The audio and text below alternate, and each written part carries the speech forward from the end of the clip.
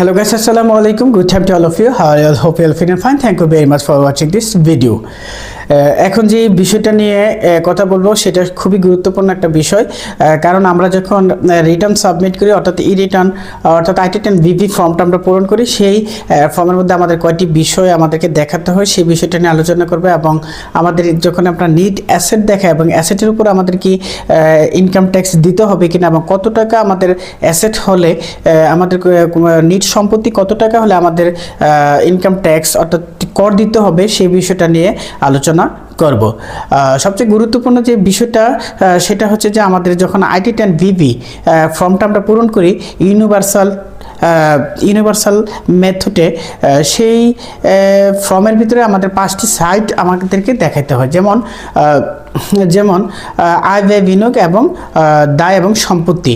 এই বিষয়গুলো আমাদেরকে আই-10 ভিভি ফর্মের মাধ্যমে পূরণ করতে হয় এবং সেই পূরণ করার ফলে যদি আমরা সঠিক মেথডে এবং সঠিক ভাবে আমাদের সেটা আই-10 ভিভি ফর্মটা পূরণ করতে পারি, তাহলে আমাদের কিন্তু সঠিক ক্যালকুলেশনটা আমাদের আসে যে আমরা কত টাকা সরকারকে অর্থাৎ এনবিআরকে আমরা কত টাকা ট্যাক্স প্রদান করব অর্থাৎ কর আমরা দেব।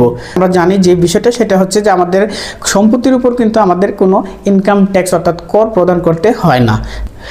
সবচেয়ে গুরুত্বপূর্ণ বিষয় হচ্ছে যে আমাদের নিজেদের নামে অর্থাৎ জমি থাকে, অর্থাৎ কোনো ফ্ল্যাট অথবা জমি থাকে, তাহলে জমির কোন ভ্যালুটা দেব।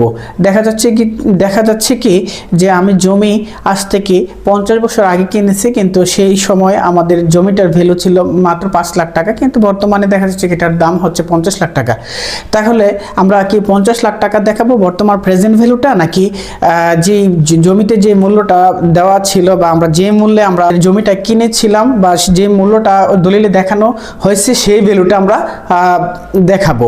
আইকন 2023 অনুসারে আমাদেরকে যেই বলা হয়েছে যে আমরা যদি আমাদের কোনো নিট পরিসম্পদ দেখাতে চাই, তাহলে অবশ্যই আমাদের ওই জমির তে যেই মূল্যটা উল্লেখ করা আছে অর্থাৎ মেনশন করা আছে, যেই মূল্য দিয়ে আমাদেরকে দলিলটা করা হয়েছিল সেই মূল্যটাকেই আমাদেরকে দিতে হবে। তাছাড়া